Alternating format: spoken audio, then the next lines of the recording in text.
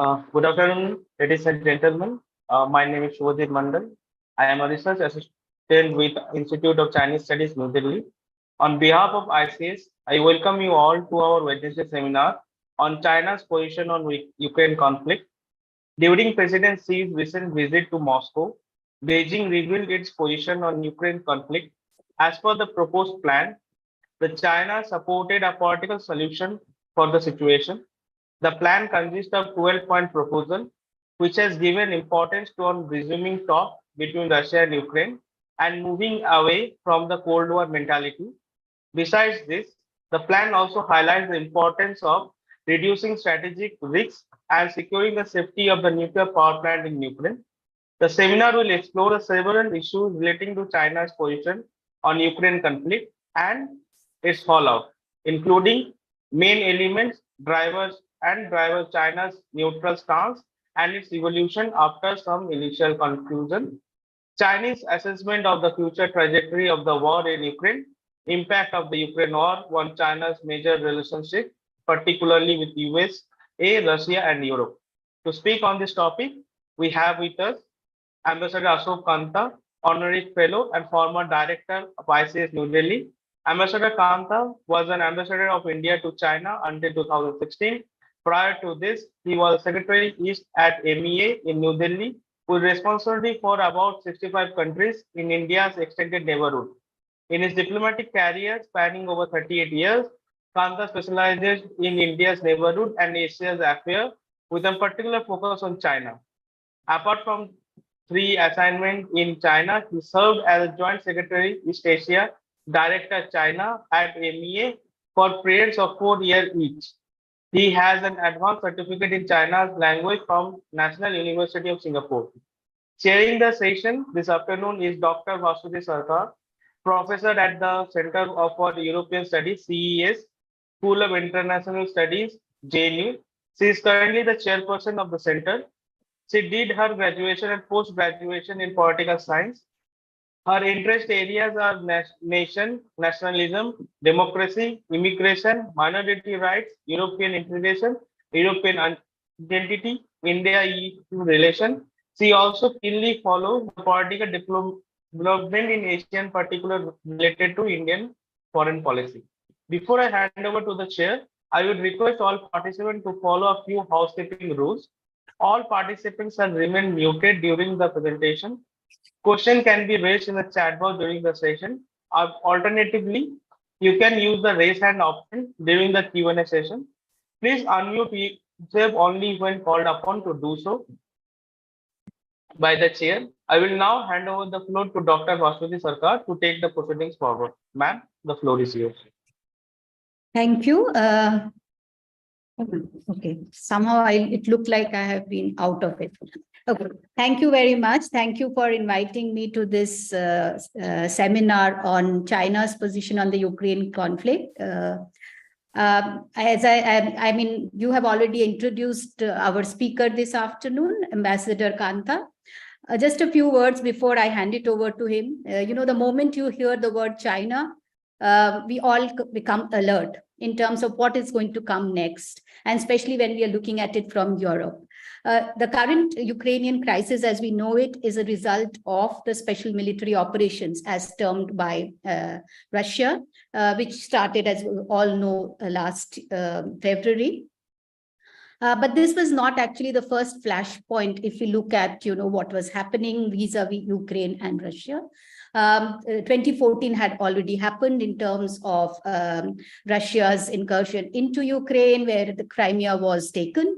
And what followed thereafter was, again, a spate of sanctions from the European Union as a reaction to what happened, and also the Minsk Agreement, etc., put in place. So the Ukrainian crisis, or what the Ukrainians and the Europeans say is the war, Russia's war on Ukraine, I think to my mind, what we see is that, of course, it brings Russia and China closer together, not just because of what they have projected in terms of their relation, in terms of the limitless partnership or friendship that they had pronounced just prior to this invasion. But I think more importantly, how they are on one page, in a sense, when we look at the current international order and the divisions within that order.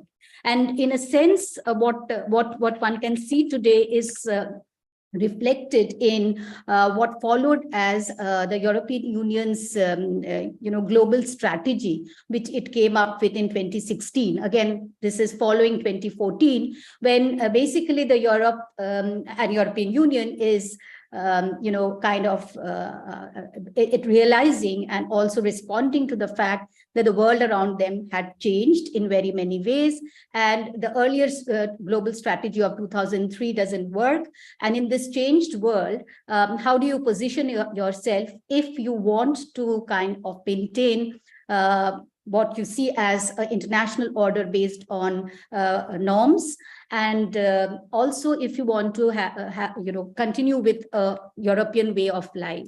So in that context, the 2016 global strategy had come up, and in that strategy already Russia and China were identified as possible contenders, or as actors with which subsequently the European Union would have problems. This again is reflected if you look at the new Munich Security Report 2023, which came up very recently, which again identifies various domains where the contest of the future international order is currently going to play out, or is currently playing out. And in that, the domains that it identifies are domains like human rights, domains of governance of global infrastructure, of development, energy security, nuclear stability. And essentially, if you look at this document, what it talks of is a division of the world between autocracies and democracies, between democrats and autocrats. And China is mentioned in this report not only for its support to Russia and the kind of military posturing which it has in East Asia in terms of promoting its influence, but in terms of its comprehensive effort to promote this alternative world to the liberal world order, which is termed as to promote as an autocratic order.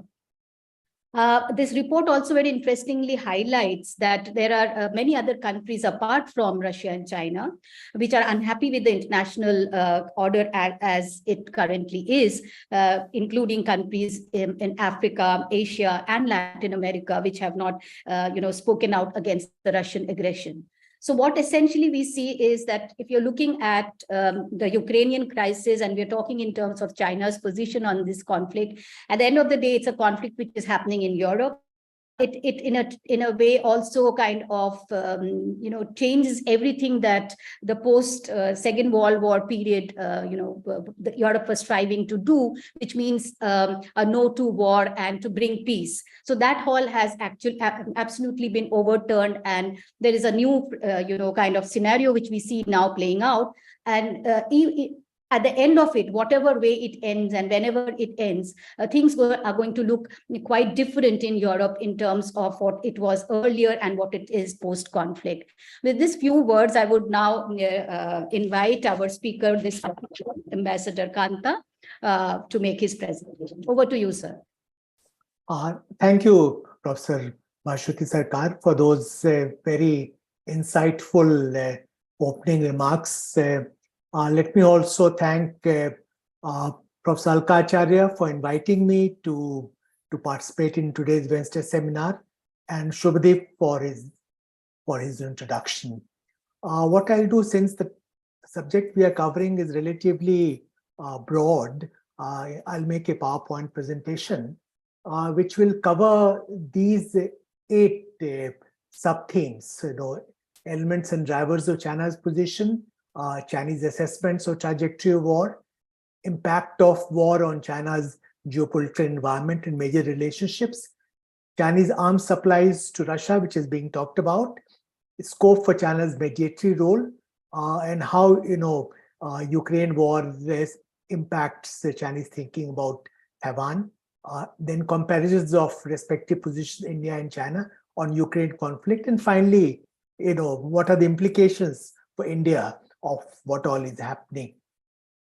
As Professor Bashwati Sarkar brought out, we are all aware of China-Russia joint statement of 4th February 2022, which was just 20 days before Russian invasion of Ukraine. And this joint statement spoke of partnership without limits and no forbidden areas of cooperation.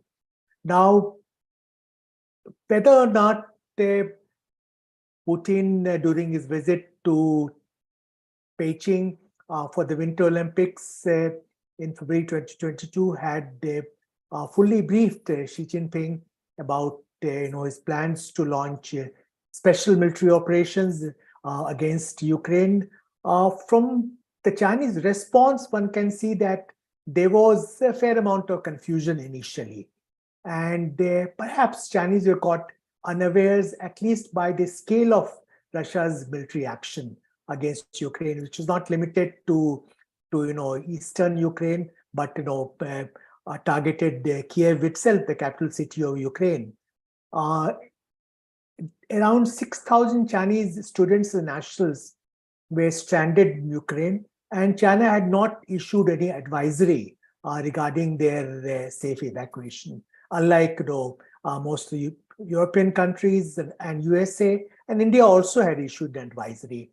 So it appears that they were not quite prepared for a kind of scenario which unfolded post-Russian invasion of Ukraine on 24th February last year. But Chinese position crystallized very soon. And I'd like to just quickly run through the main elements and drivers of Chinese position. One, as you know, they have professed neutrality, but in reality, the Chinese position is heavily biased in favor of Russia. Shubhadeep referred earlier to, China's 12-point proposal of 24th February 2023 on political settlement Ukraine crisis. And this is the most authoritative enunciation of Chinese position. But actually, this doesn't contain much that was new. Essentially, it amounts to reiteration of known and publicly stated positions, including respect to sovereignty of all countries, ceasing hostilities, resumption of peace talks, nuclear weapons should not be used, threat of use of nuclear weapons should be opposed. These are some of the elements which China had deployed earlier also. And it also contains several ideas which are essentially critical of US-led West and amount to providing a sort of justification for Russian action in Ukraine, which included a call for abandoning Cold War mentality, security of a country not to be pursued at the expense of others by expanding military blocs, addressing legitimate security interests of all countries. And here specifically, they have Russia in mind. Forging a balanced, effective, and sustainable security architecture for Europe, and stopping unilateral sanctions, opposing unilateral sanctions, which, as you know, have been imposed by the US and other Western countries against Russia. In fact, if one can look at the Chinese response, they have very consistently repeated the Russian narrative on the origins of the war. They have put the onus on the USA and NATO through their eastward expansion of NATO and their inability to accommodate Russia's legitimate security interests and also factor in complex history of Ukraine. These are all, terms and ideas used by Russia, which have been dutifully parroted by China as well. And China goes on to, like Russia, blame the USA and the West for prolonging the war by arms supplies and military assistance to Ukraine. In fact, it doesn't call it war; it calls it, crisis. And that was one of the points of contention during the recent G20 foreign ministers meeting. In fact, China, like India, has refrained from condemning Russian action in Ukraine. Like India, China also has abstained in the votings of UN platforms. But unlike India, it has been supportive of Russia in platforms like G20 and SCO. For instance, at the meetings of G20 finance ministers, central bank governors, and also foreign ministers earlier this month, Russia and China worked together to prevent any kind of consensus joint communique. As a result, India had to issue a chair's statement because of the reservations raised by China and Russia. And our statement basically reflected the position taken by other 17 countries. So it was different from that of China and Russia. Like India, China has also very significantly stepped up oil and gas imports from Russia. Last year, Russia was the second largest supplier of crude oil to China after Saudi Arabia, second largest supplier of pipeline gas after Turkmenistan, and second largest supplier of coal after Indonesia. It was also the fourth largest supplier of LNG. The total Chinese imports of oil, coal, LNG, and pipeline gas from Russia in 2022 amounted to more than $81 billion, as compared to $52 billion in 2021. And this trend has been maintained in the current year as well. India and China both have opted for purchase of discounted oil from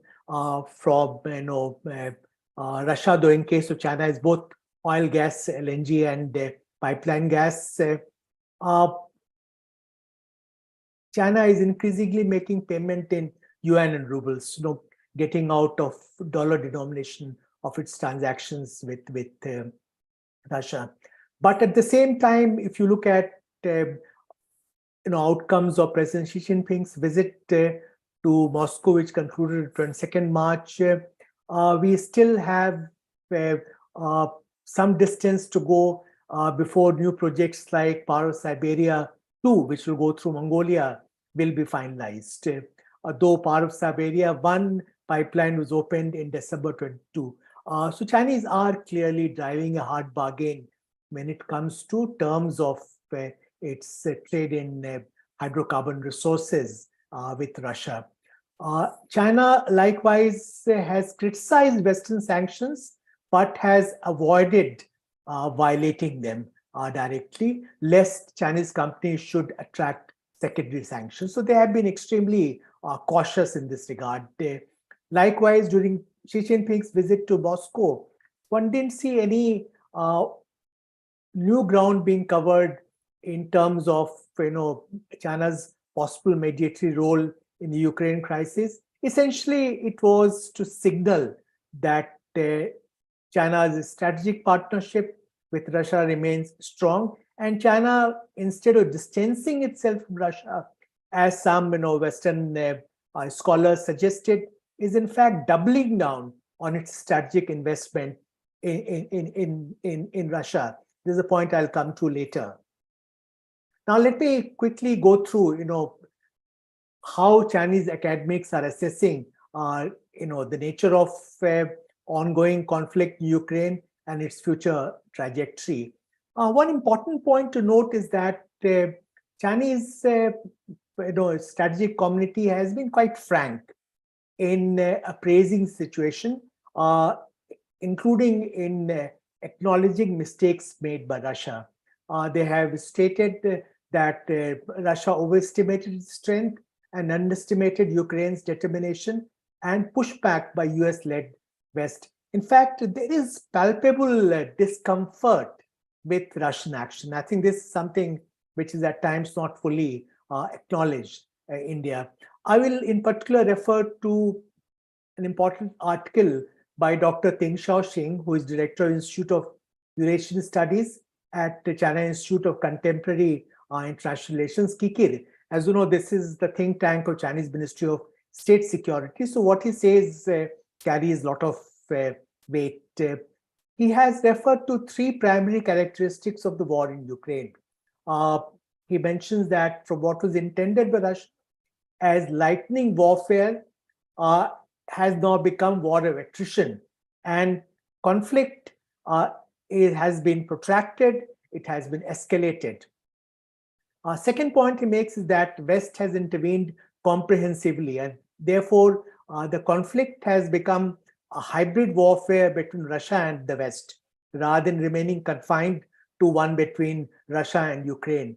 And third point he makes is that all parties involved, including Russia, Ukraine, and Western countries in general, cannot win but cannot afford to lose. At the same time, negotiations remain elusive. So he's rather pessimistic about prospects of early peaceful resolution of this problem. He refers to four major variables that will impact the future of the war. One, can Russia hang in there? Does Russia have the staying power? Important point he makes that he refers to Putin could face increasing pressure, especially if elite unity gets fractured or gets weakened and anti-war sentiments in Russia rise. I think this is an official think tank of China making such a remark is interesting. Secondly, he also inquires how long the US and Western support for Ukraine will last. Will fatigue set in? And that will determine the course of the war. Thirdly, whether conflict will escalate to bring in others, including NATO partners. And finally, whether it lead to enhanced risks of a nuclear war, though he seems to discount that possibility. Likewise, another important academic, Chang Hong of Chinese Academy of Social Sciences, he argues that the possibility of a peaceful settlement in the year 2023 is somewhat unlikely because of positions taken by all major players, including Putin, Zelensky, and Biden, and that there could be better prospects in 2024 when there'll be political changes in these countries with elections in the USA and Russia, which might lead to some rethinking and turning points in terms of mediation and peaceful settlement of the problem. Let me now turn towards the impact of the war on China's geopolitical environment and its major relationships. This is something we really need to understand. There are some people who have argued that China has benefited from the Ukraine war and that China is in a sweet spot.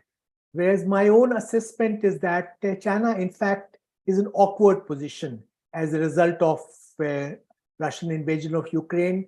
And in fact, it has been a net negative for China rather than creating new opportunities for China. Now, why do I say so? In fact, if you look at China's strategic literature, this point comes across quite clearly. One, there were initial expectations that as the USA gets bogged down in the European theater, it will take its eye off Indo-Pacific or Asia-Pacific, as China and Russia calls it, which will give more space, geopolitical space to China. But that hasn't quite happened.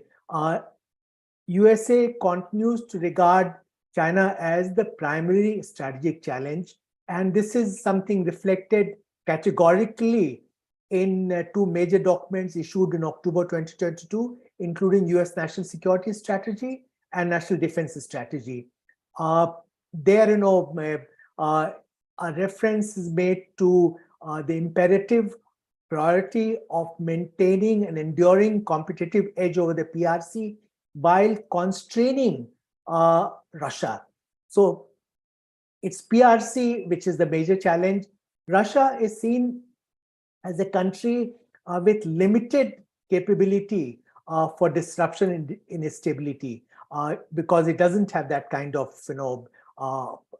power. Whereas China is the primary strategic competitor because of its comprehensive national strength, its economic, military, and power in other domains.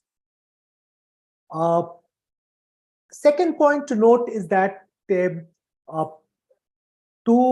the disadvantage of China, the US-led alliance, which was under a lot of pressure during the Trump administration, has been consolidated quite significantly. Talk of a strategic autonomy of EU is clearly on the back burner. And as you know, China keeps talking about strategic autonomy for EU. But today, European countries are solidly behind the USA when it comes to their position on Ukraine. And indeed, they have moved much closer to the US position on strategic rivalry with China. In fact, as Professor K was referring to, the EU position has evolved even as recently as 2019. EU was referring to China as a partner, competitor, and systemic rival. But today, I think the element of rivalry is getting a much greater, limelight in the European strategic community, and there is, more publicly articulated, acknowledgement of a strategic challenge and threat posed by China in Europe, in sync, though not largely identical, with the US position on China. Likewise, there's strategic contestation between USA and China has continued to grow even after Ukraine. You have to just look at the comments made by Xi Jinping at the recently concluded National People's Congress, where he, in a very unusual statement, publicly referred to how US-led West is trying to suppress and contain China, and how it has created a very severe challenge for the country. Qin Kang, in fact, Foreign Minister Qin Kang went even further when he talked about that guardrails will not work, and if present US policies continue, USA and China moving towards conflict and confrontation. Very strong words. Likewise, fourthly, there has been marked deterioration of China's relations with Europe and Japan. Clearly, these are not indicators of China benefiting from the Ukraine conflict. China would like to salvage its relation with Europe, no doubt about it, because it looks at Europe as a major swing factor in its strategic contestation with the USA, but it's not willing to make concessions to European countries which will dilute its relations with Russia. In fact, as I mentioned earlier, China is doubling down on strategic investment in relations with Russia. And indeed, that was the primary message coming out of President Xi Jinping's 3-day visit to Moscow earlier this month. China is increasingly viewing the Ukraine conflict and other issues through the prism of strategic rivalry with the USA, and Russia remains the only major power in its corner. China cannot say that for European countries or Japan or South Korea or India, Australia. So Russia is the only major power, which is fully supportive of China in geopolitical contestation with the USA, which is the defining feature of current international strategic environment. So China is not inclined to sort of distance itself from Russia, even though it has some discomfort regarding Russia's behavior on Ukraine, including its threat of use of nuclear weapons, something Xi Jinping publicly criticized during visit of Chancellor of Germany to China late last year. Now, I will briefly touch upon something which has attracted a lot of attention in the USA and European countries. That is, the possibility of China providing arms to Russia. So far, China has not provided any lethal military hardware to Russia, though there are media reports suggesting that a few things like jamming equipment or aircraft components have been provided through sub-entities to Russia, but any significant military hardware has not been offered. Now, during the recent security conference in Munich, both Secretary of State Tony Blinken and the EU High Commissioner for Foreign Affairs and Security Affairs, Joseph Borrell, conveyed to Wang Yi in very categorical terms that they are concerned about reports that China is considering supplying defense hardware to Russia, and that any such action will have very serious consequences. China has denied so, but there are apparently intelligence report in the West to this effect. In fact, USA and European countries are using these intelligence reports much in the same way. They use such reports in the run-up to Russian military operations against Ukraine. It's the same playbook they're deploying once again. It's more like a preemptive measure rather than any certainty that China will provide such hardware to Russia. China clearly realizes the seriousness of any such arms supplies. In fact, I'll refer to an article written by Senior Colonel Chopo, who is an important actor in China's strategic community and also closely in touch with ICS. In this article, he mentioned that Chinese arms supplies will mean that we are in the dawn of Third World War. Strong words, though he discounted any possibility of China providing, lethal military hardware to Russia. Any such decision will severely damage China's already fraught relations with USA and European countries and lead to sanctions. This is something China is aware of. So whether China will go that far is really doubtful, but one can't rule out possibility of supply through third countries like North Korea, Iran, or Belarus, though China is wary of secondary sanctions. Let me now turn to one issue which has attracted a lot of attention, that what does the war in Ukraine mean for the Taiwan theater? Will Russian invasion of Ukraine encourage China to fast track its plan for military action against Taiwan? I'll suggest that both China and Taiwan have obviously learned some important lessons from the experience of the protracted warfare in Ukraine.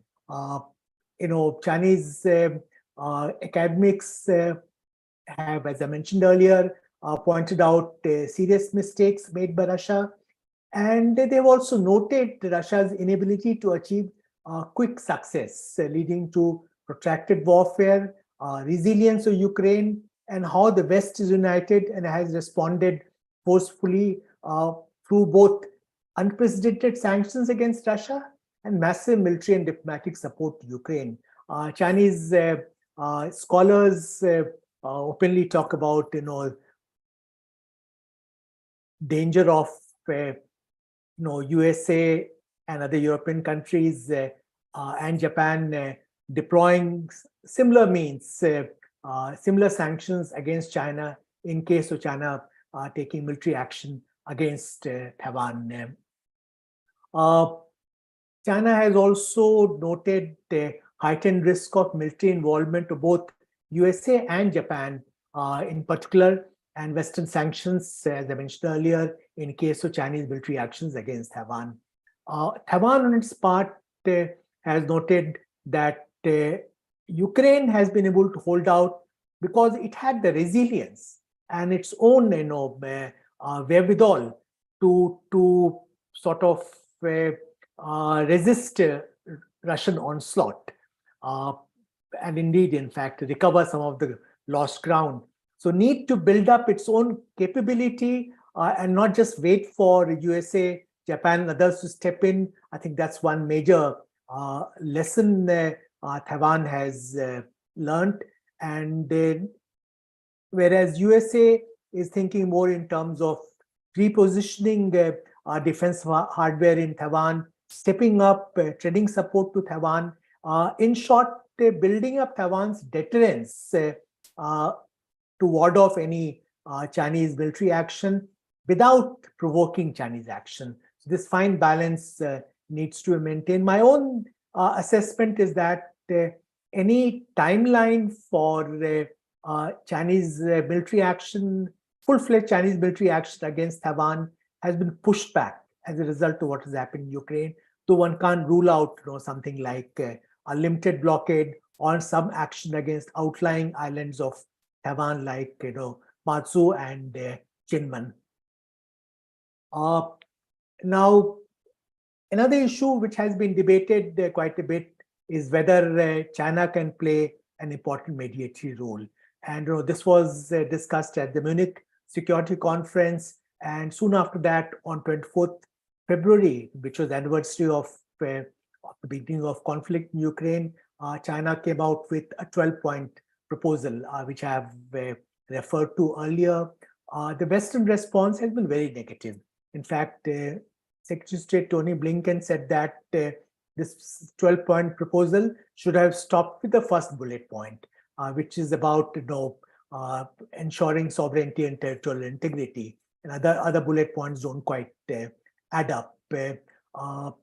Clearly, West doesn't quite look at China as a viable mediator, but some people think that China has positioned itself, especially after brokering the resumption of diplomatic relations between Iran and Saudi Arabia on 10th March.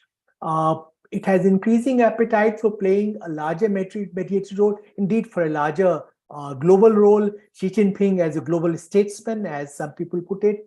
But China's record as a mediator has been very mixed. And only success story it can claim is the recent deal between Iran and Saudi Arabia. And there again, it was perhaps a case of low-hanging fruits, something which was under discussion for quite some time.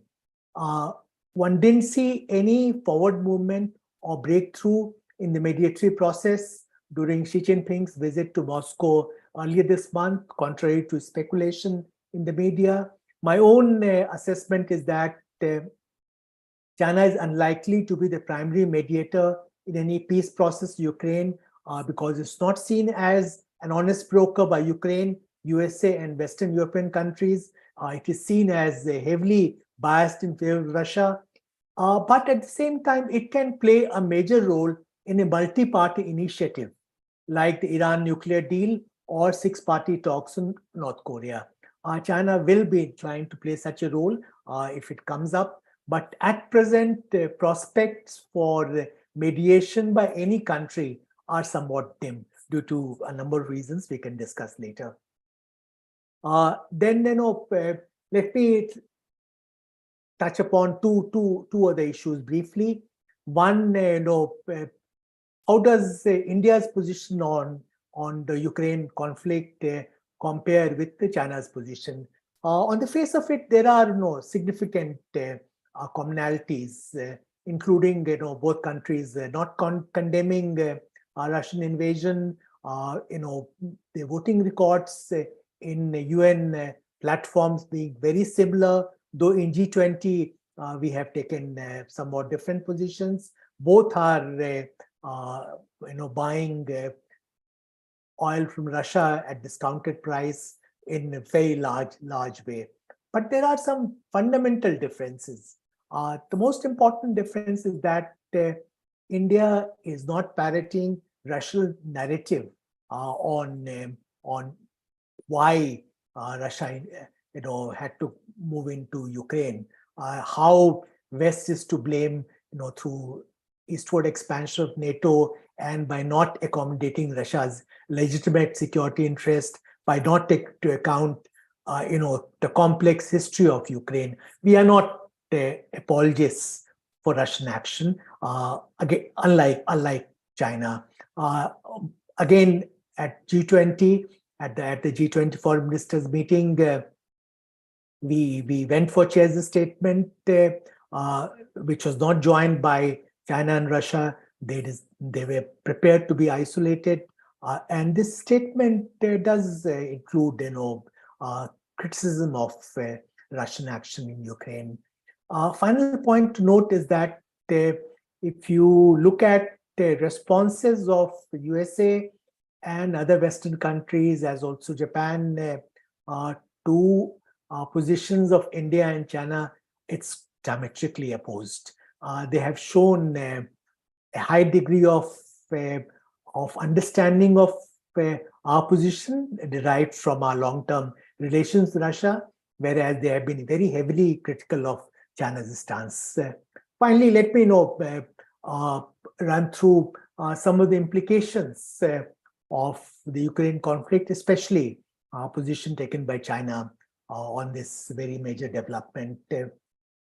I'll suggest that as China is not in a sweet spot in the Ukraine conflict, likewise, India is also not in a sweet spot, as some people have argued. In fact, while we have so far maintained a balanced and nuanced position, which has served our interest well, there are several pitfalls that we need to avoid. Most importantly, the challenge of balancing competing and contradictory expectations of the US-led West and Russia. With both, we have good relations, but the expectations are very different. Secondly, economic fallout of Ukraine war, you're aware of that, I'll not go into that. Thirdly, and perhaps most importantly, we are witnessing closer strategic linkages between China and Russia. This is not something new. In fact, this started happening after 2014, in particular, after the first Ukraine crisis and Russian annexation of Crimea. Russia became more dependent on China, and the two countries aligned their position on a whole lot of issues, including Indo-Pacific, so much more closely. And this process has been accelerated to a great extent in the aftermath of the Russian invasion of Ukraine. At the same time, I'll argue that Russia is not a vassal state of China, as some Western scholars would argue. It would like to maintain its space vis-a-vis China, though today, willy-nilly, it has become more and more dependent on China. Whether that kind of dependence lead to certain actions by China down the road to our disadvantage remains to be seen. And such actions could include the denial of sophisticated weapon systems or spare parts during times of critical need, including a conflict situation involving India and China. This is to be seen. Fourth point I would like to make in terms of implications is that we have to lower our expectations in terms of what can be achieved in the G20 process in Ukraine. Because China and Russia clearly are working together in the G20 fora, and they prevented the joint communique at the meetings of finance minister and central bank governors and foreign ministers a few weeks ago. And the way things are, the possibility of a joint communique emerging out of the summit talks in September are also somewhat low. So this is something we have to bear in mind, that the Bali template, which we helped craft at the G20 summit in Indonesia last November, is no longer acceptable to Russia and China. Because that could have provided the basis for a new document during our presidency of G20, but that is no longer working out. Then two other points I will mention. One, that the basic geopolitics of Indo-Pacific has not changed as a result of the conflict in Ukraine. But whether down the road U.S. commitment Indo-Pacific will get diluted in case of protracted pre-occupational Ukraine war remains to be seen. This is something we'll have to keep watching very closely. And likewise, we'll have to keep monitoring closely what's the fallout of the conflict in the region, particularly for Taiwan Strait. This is an area where we feel it's distant. It doesn't affect us directly, but in my assessment, a Taiwan crisis will have very major economic and geopolitical fallout for all of us, including India. I'll conclude here. I'll be very happy to take any questions. Thank you, Ambassador Kantha, for this very comprehensive overview of China's position. I think you raised some very interesting points. At you talked about, I found it interesting in terms of China's awkward position. I think in this Ukrainian crisis or war, whatever we call it, depending on from where we build our narrative,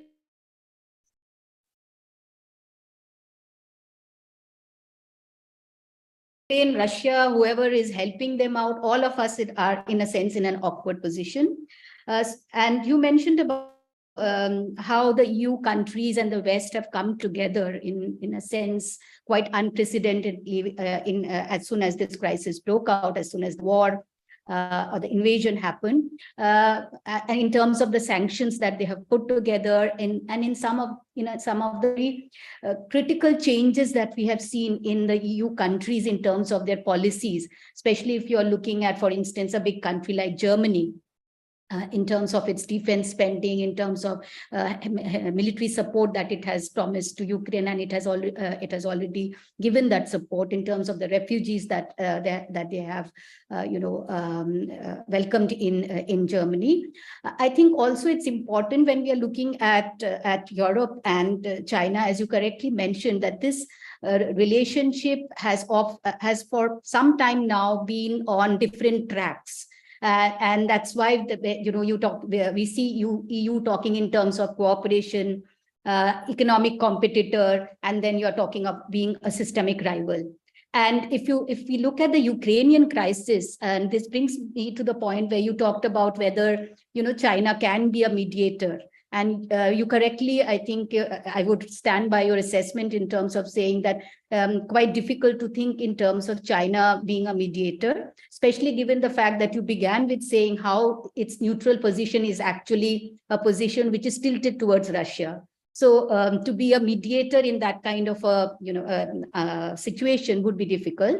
It would also be difficult, I think, because in this whole scenario, the third element of how EU looks at China, its relationship with China, which is the element of systemic rival, where we are talking of alternative worldviews, alternative views on how the international order needs to be shaped, etc. That's where the Ukrainian crisis is positioned, and therefore, it's talking about the victory of Russia. In a sense, is a victory. What one would, so far as the West assesses it, is a victory for a different kind of a political system, a kind of this binary between democracy and autocracy, and therefore, for it to act as a mediator would, I think, be difficult in terms of acceptance. That's, I think, what you have correctly pointed out, and very interesting observations you have made about so far as Taiwan is concerned, in terms of how lessons have been learned from this crisis. I think I already see some hands raised, so I would reserve my comments for the moment, and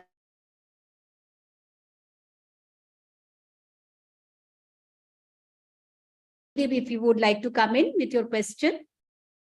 So, ma'am, it's for me. Hand raised. Yeah. Okay. So I hope that's me. Thank you, ma'am. Thank you, Ashok sir, for this wonderful enlightenment session. I have question for both the chair and the speaker. So my first question is to the speaker, Ashok sir.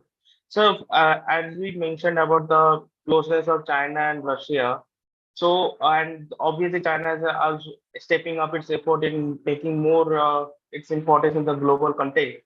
So this China's growing influence, to what extent do you think in this backdrop, India will be able to maintain its strategic neutrality in the Indo-Pacific region? And second thing is that, as we have seen from the past conflicts of the in the West Asia, that all the time when this type of aggression happens, there is always a rise of extremist group, and Ukraine is not an any isolation factor, because even while the Ukraine crisis was going on, many of the extremist groups were started to pour into Ukraine. So what do you think what the future holds for this extremist, or like do the same extremist kind of activity will be in the follow-up after the crisis? These are the two questions. Yeah, Shubdip, your first question about strategic neutrality.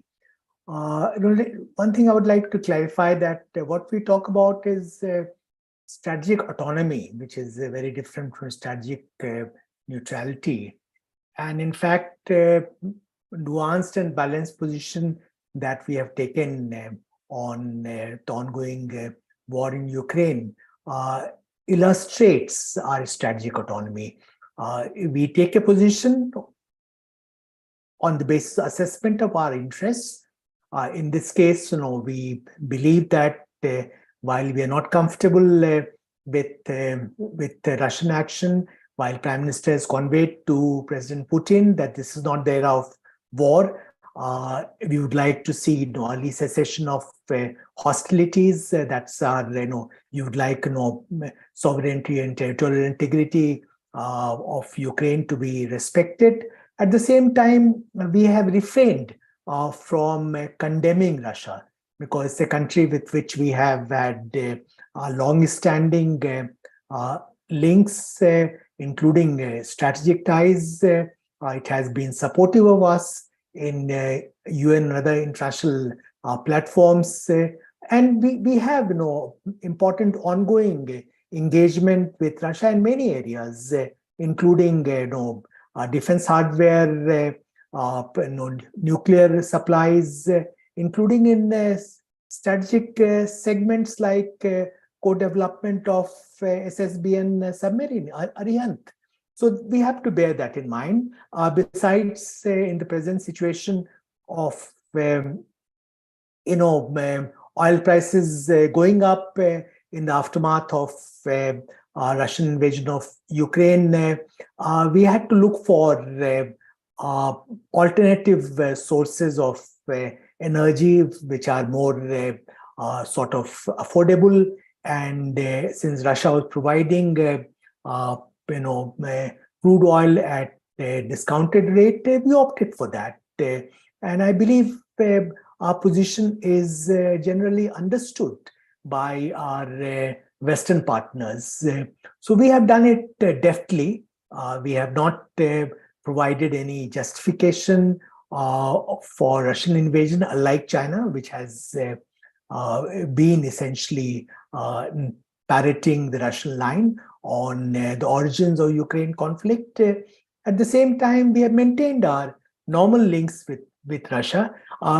We have not violated any sanctions as such, but oil purchase and those areas, we have continued our links. So this is a good, example of India maintaining strategic autonomy, and something which is being appreciated by concerned parties. So this was one. Your second question was about extremism emanating from Ukraine. No, your concern is valid. Whenever you have a conflict situation which gets protracted, there's always the risk of extremism emanating from those battlegrounds. So far, we do not have any indication that Ukraine will become a cockpit for extremists. At least as far as India is concerned, we don't have any such danger. So this is an area we'll continue to monitor, but there's no real and present danger as far as India is concerned. Thank you, sir. Sorry, Shubhadeep, I was actually, my internet connection got, I don't know, so I've logged on from my phone, so I have no clue what happened in between. Only I could hear the last bit of Ambassador's. Professor Sarkar, Shubhadeep had a question on strategic autonomy being pursued by India. I mean, he called it strategic neutrality, so I explained that is somewhat different as strategic autonomy and how it plays out in case of our position on the Ukraine conflict. And then he also referred to risk of extremism emanating from the Ukraine theater if there is a protracted warfare there. Okay, so just two quick points. I mean, because I think you did say that it is addressed to both of us. No, ma'am. Actually, I had another question for you, but because you dropped out, so I just sorry to. So, ma'am, my question was to you was that at the background of this ongoing conflict and China supporting Russia, China acquired a stake in the German Ford, a Chinese company. So, like, hello. Yes, I can hear you. So, ma'am, how do you feel that even if the European are one way, like it's not supporting any of the countries that are trying to be inside of Russia, but at the same time, and China is obviously a strategic concern for the countries, but at the same time, Germany is going ahead with this stake exchange in the Chinese company. So, how do you see that? Okay, so yeah, you are right, absolutely right that Germany and went ahead with allowing China to acquire a stake in its port. They were also, and this was against, in fact, some of the reservations that was there from the ruling party itself regarding this position which the Chancellor took. It was you would also recall that the Chancellor visited one-day visit to China, right? And that was again not very well received, not just by in Germany. There were reservations about this in terms of the messaging as to where your position is, when on the one hand there is reservation about China's support to Russia, criticism of that, looking at China as a systemic rival, but at the same time looking for these kind of trade deals or business deals, right? But again, this is within, in a sense, the kind of understanding that EU per se and the various EU member states have vis-a-vis China, and the kind of cooperation and economic trade and investment that has happened over a period of time. So very clearly they are not in and this was mentioned also by Chancellor Scholz, that we are not thinking of decoupling from China. So there is a problem in terms of the rivalry so far as the world order is concerned, but so far as the economic cooperation is concerned, you're still trying to go ahead with that. You're not decoupling, not thinking of decoupling. I think this is also in a sense reflected in the documents which have come out vis-a-vis Indo-Pacific. So you see the EU document and the documents from Germany, France, and the Netherlands which have come up vis-a-vis the Indo-Pacific.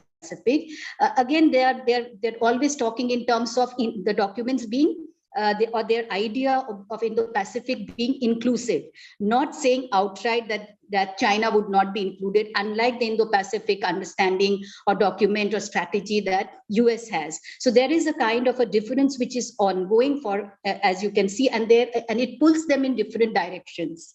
And that is exactly what is being reflected. And when this deal was done, not only was there reservation in terms of different quarters within the German political parties and the political elite, but even the EU trade commissioner was saying that you need to be very careful and cautious when you make these trade deals and not get in with what he was referring to as being naive about them. So there is, as I said, these pulls and pressures which are clearly there in terms of what it means economically to be, cooperating with China, what kind of benefits that you can get, but at the same time realizing that there are certain things on which there are problems. There are problems in terms of especially the access of European companies to China, market access to that. That is an ongoing issue which is discussed and will be discussed. So what you see is that you do not European states do not want to completely, as I said, decouple or de-link. So they want to have this dialogue on whatever the common, interests are. So it's also interest driven in that sense, right? It's driven by geopolitics, it's driven by strategic element, but it is also driven by economic interests. So that is something which I think would hopefully answer your question to an extent. I would just also kind of take back the other question which you had for Ambassador in terms of extremism. Just one point. Because you see, when this whole, without trying to in any ways being apologetic of what has happened, in terms of saying that what the special operation which went in in Ukraine from Russia, what was the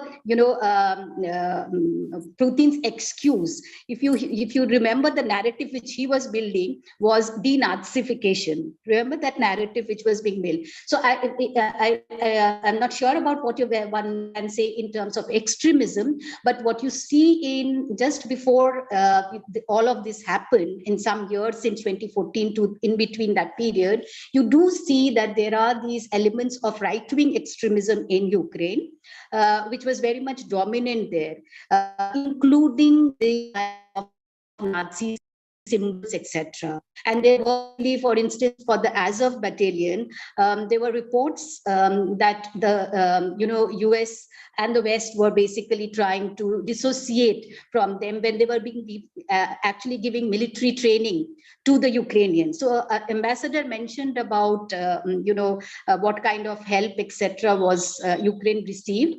I think there was also this element of training which the Ukrainian, the resilience, he talked of resilience. Taiwan also needs to bring that resilience in. Ukraine has shown that resilience. But since 2014, I think Ukraine was also being, supported to build that resilience from the West through concerted trainings of its military. So UK and France and US all Ukrainian military to kind of be prepared for any kind of eventuality, not perhaps this kind of eventuality, but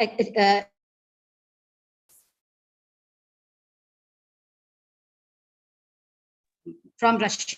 So there was this resilience in a sense which we see today was also being built up to an extent. Okay, now I'll stop and I'll ask for other questions. Yeah. Professor K, if you permit, I'll just add a couple of points here. Absolutely, sir. The floor is yours. Yeah. One, and on the relationship between China and EU, it has been a process.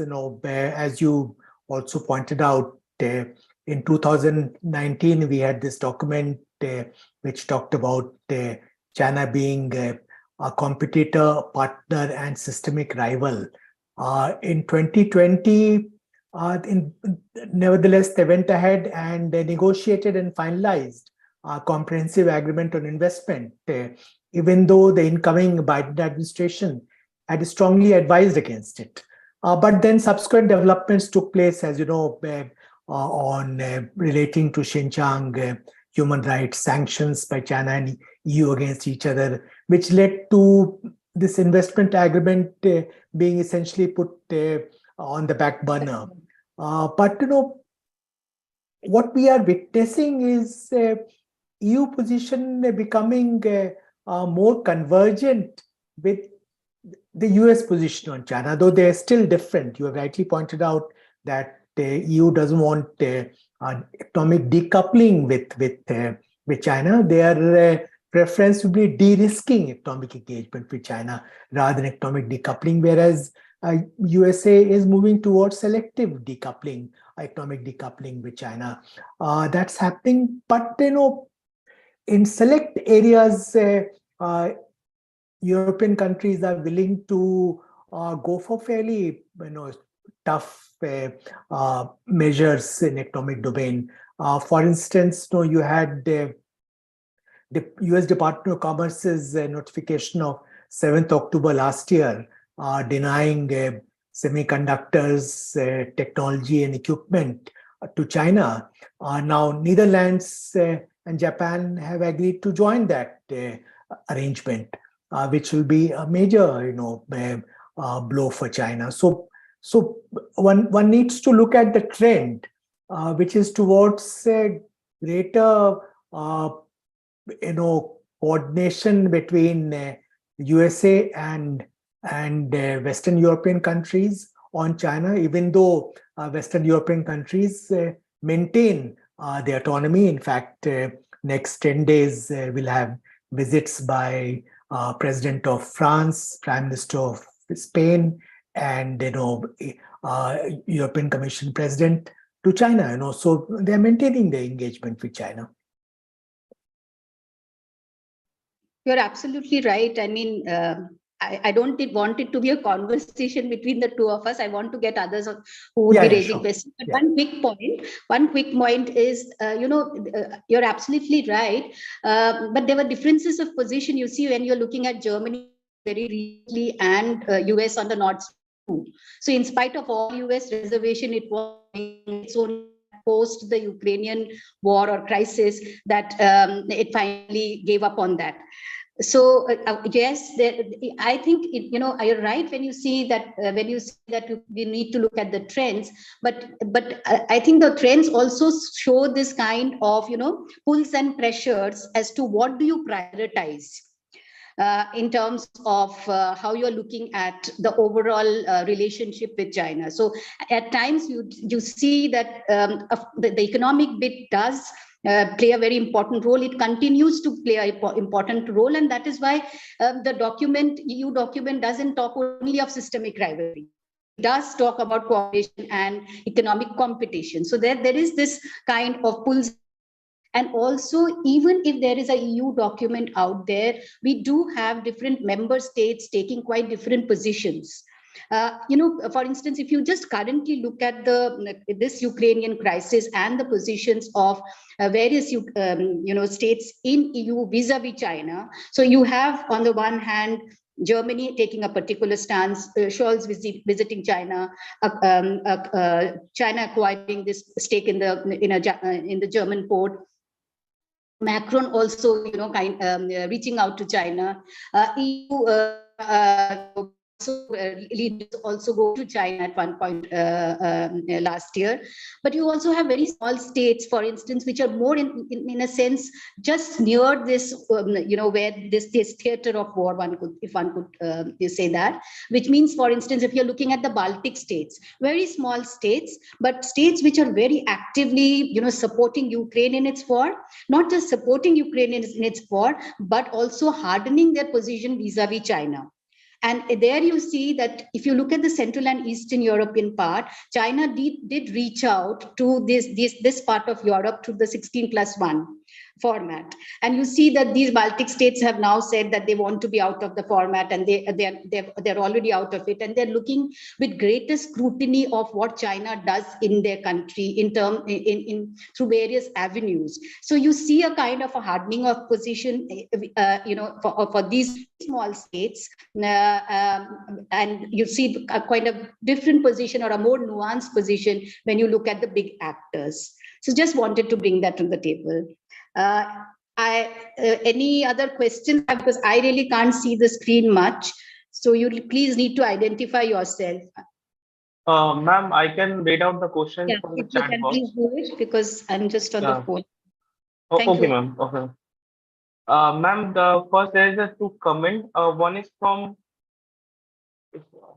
Rapai sir. He mentions that the Chinese strategists traditionally hate the protracted wars, especially keeping in view the modern warfare and the international situation. Then the comment is from Kishan S. Rana sir. He mentions that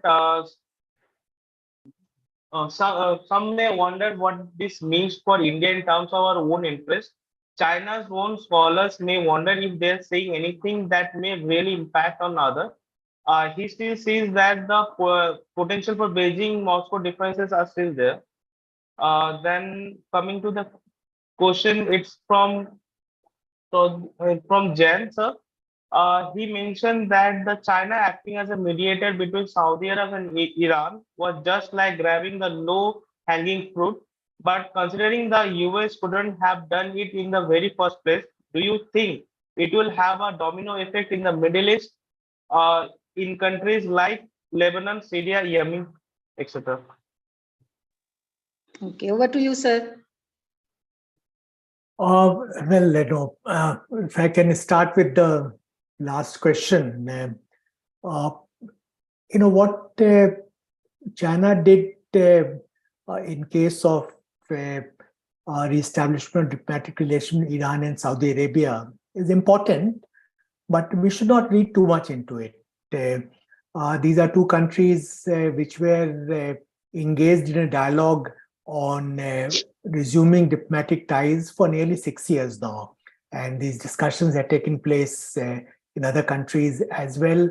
Both had good reasons for reverting to diplomatic relations.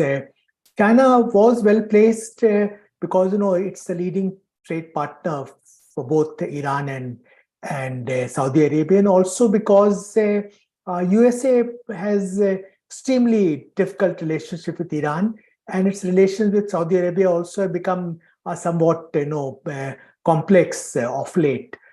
But it need not lead to any major reordering of deck, so to say, in West Asia and Gulf. The fact remains that China is expanding its footprint in that region.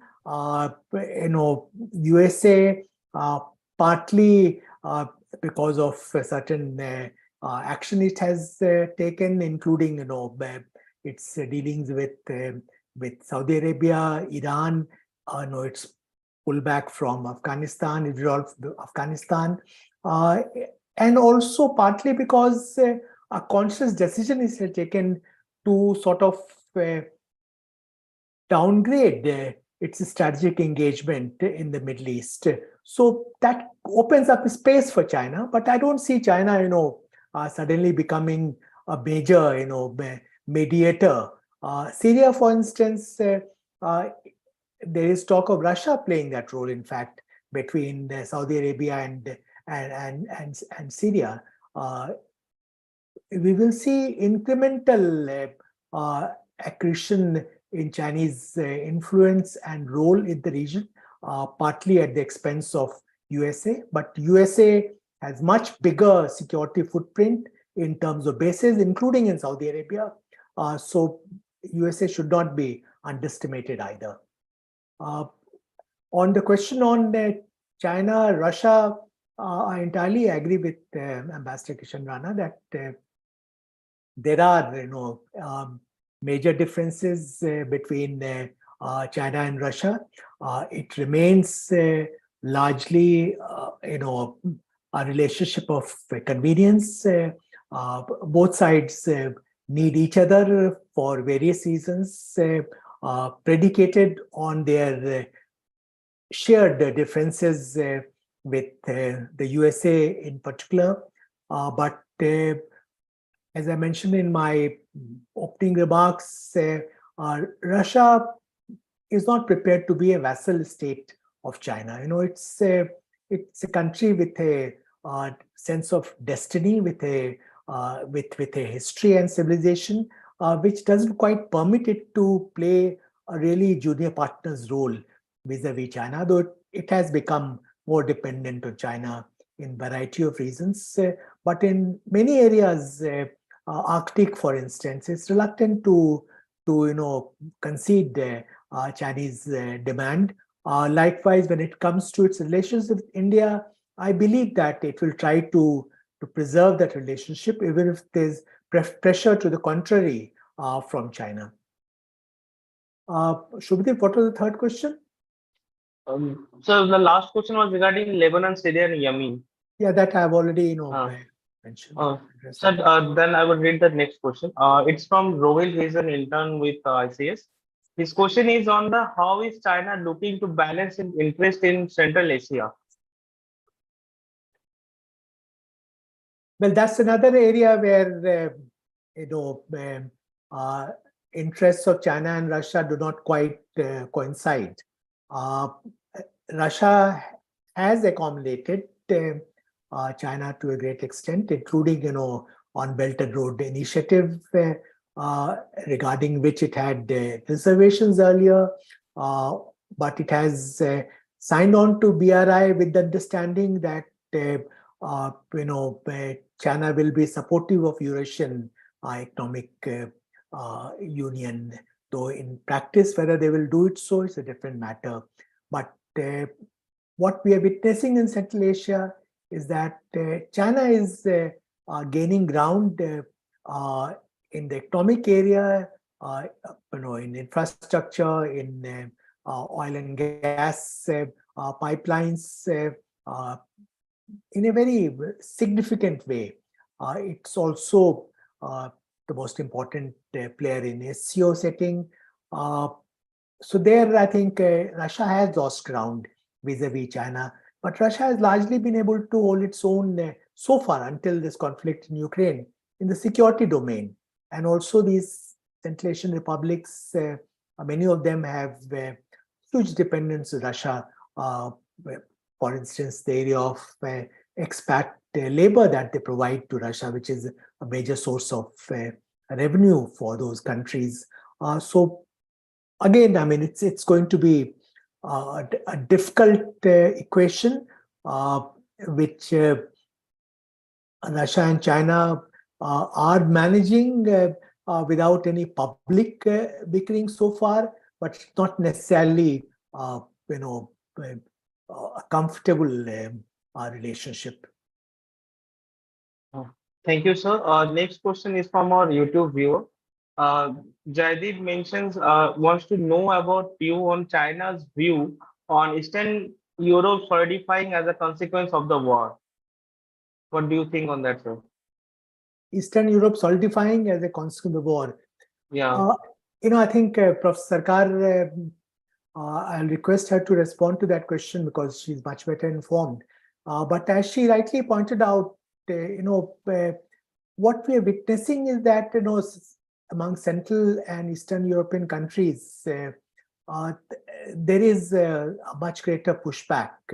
Baltics, for instance, Poland against Russian invasion of Europe, and within Europe, within EU, you have differences emerging.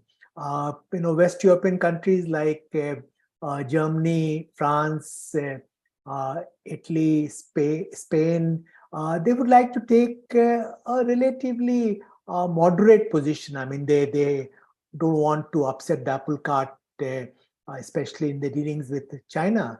But there is much greater pressure, as Professor Sarkar mentioned, from the Baltics, for instance, to take hardline position, both vis-a-vis Russia and China.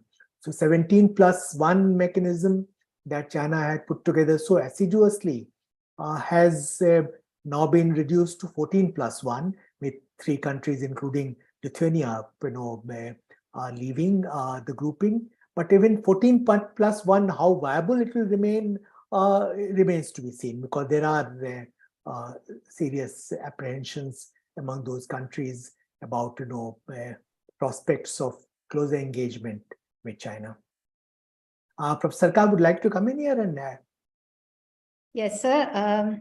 So yes, I think this is what I had mentioned earlier in terms of these states which are more nearer to Russia and also have a history with Russia. So if you're looking at the Baltic states, they have a particular history with Russia. And that history is very, very, it's not a history in the sense of past and gone. It's a kind of a very living history.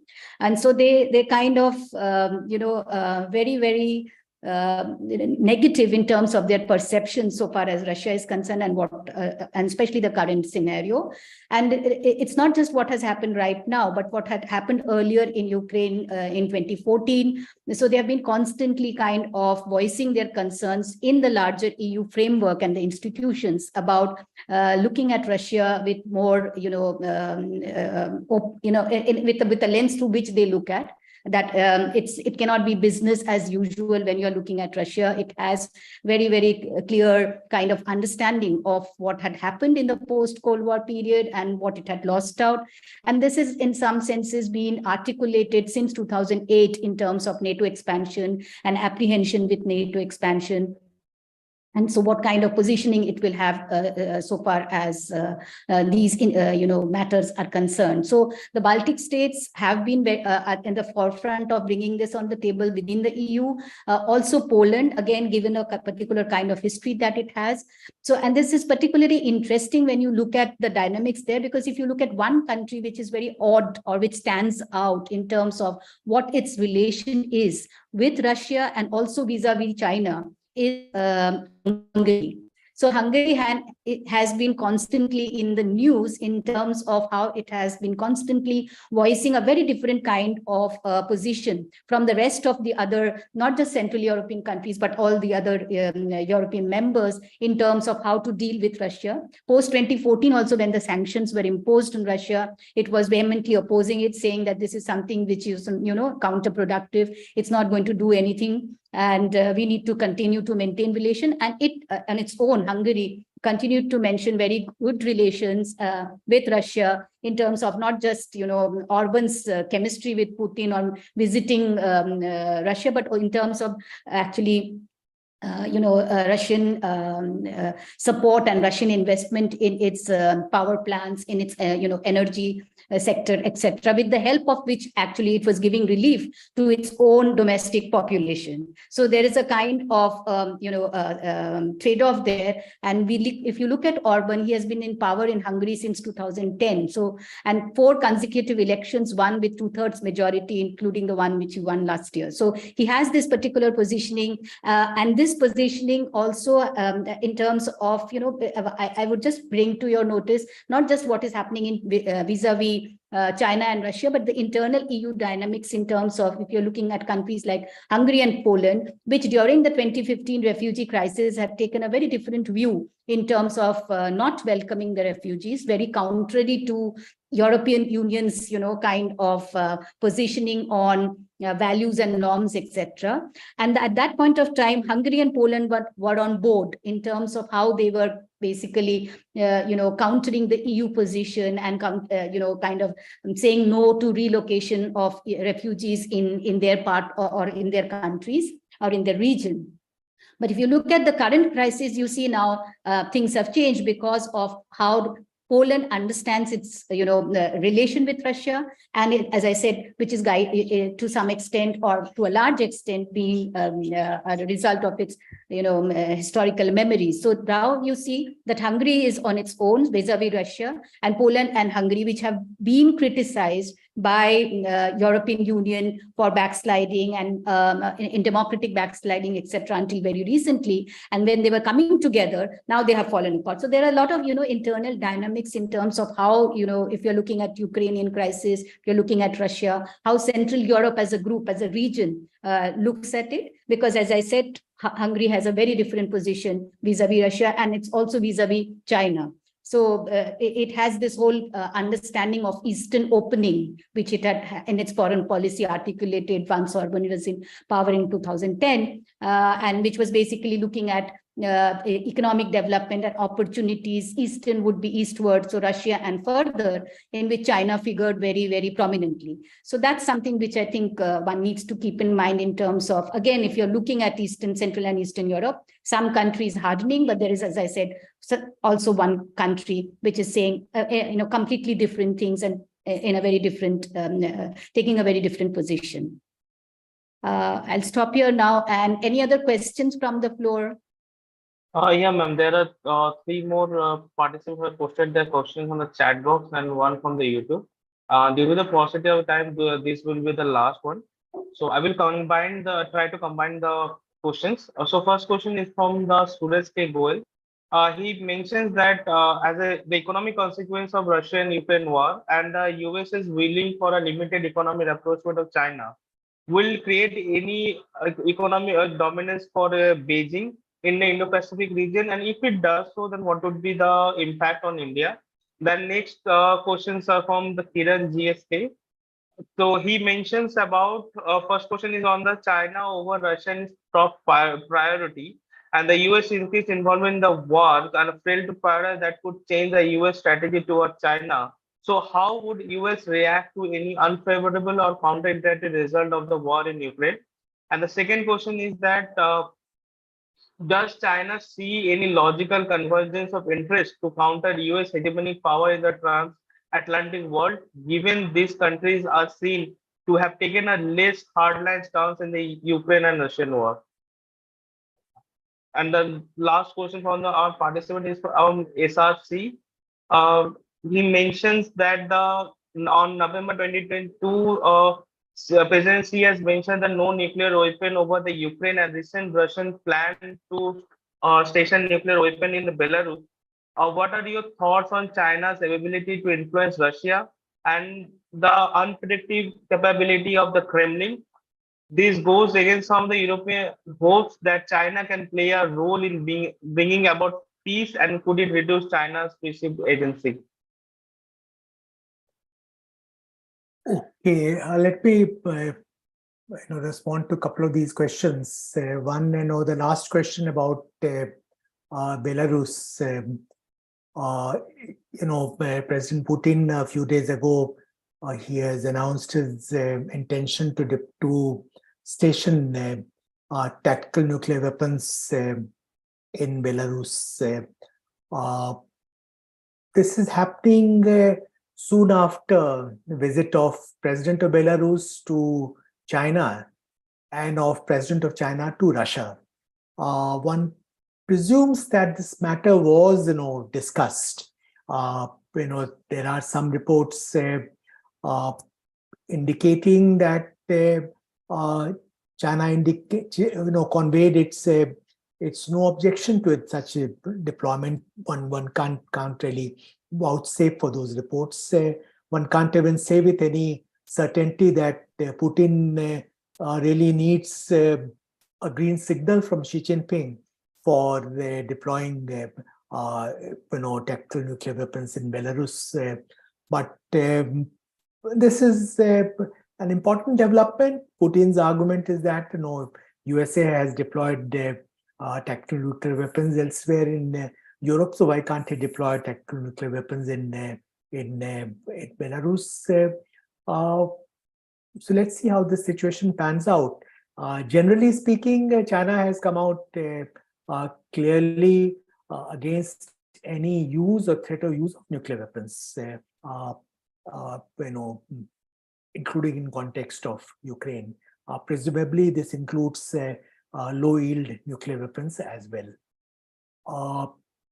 Suresh's question about US-China economic engagement, I think what one needs to bear in mind that when it comes to trade in goods and services between the USA and China, it's moving ahead at a fairly rapid clip. In fact, last year, US-China trade in merchandise was $690 billion US dollars, which was a record level. So there's despite all the trade and tariff war one hears about, trade is expanding between two of the largest economies in the world. What's happening is that while normal trade is expanding, while investment flows from USA into China are continuing, there are some parallel developments, essentially in the area of restrictions on provision of certain advanced technologies. Earlier we discussed about US Department of Commerce's notification of 7th October, which denies China advanced semiconductors and relevant equipment and technology, and USA has followed up by working out an arrangement with the Netherlands and Japan, though details are not available. And we'll see in many other areas, but there's talk of TikTok being banned in USA. There is a debate going on putting some restrictions on FDI inflows from USA into China. China likewise has put in place its own regime for what it calls unreliable entities list, as also sanctions legislation. So you will see this kind of contestation get aggravated, particularly in high-tech areas, which has become the arena for US-China strategic rivalry. But when it comes to trade in other areas, one expects that that will continue, because that's what US and Chinese companies would like to see. Thank you, sir. So there is a last question from our YouTube viewer. Ishan Sharma asks that Russia and China pushing for an alternative international payment system away from US dollar. Will India join them in endeavor, especially if it becomes a major BRICS agenda? Well, there have been one or two isolated cases of Indian companies using renminbi, the Chinese currency, for payment to Russia post-Ukraine conflict. But I don't think India will be inclined to go down that road, especially when it comes to renminbi. We may have an arrangement of ruble, that's a different matter, but we will not be interested in any payment arrangement involving the Chinese currency at the expense of US dollar. What is likely, what is possible, that in select areas we may opt for rupee trade. In fact, that will be in our interest to expand mechanisms like RuPay, for instance, UPI in our immediate neighborhood. But increasing our dependency on China with trading in renminbi, I don't see that's something that will be favored by the government of India, even within Asia, under aegis of BRICS. Thank you, sir. So this ends the Q&A session.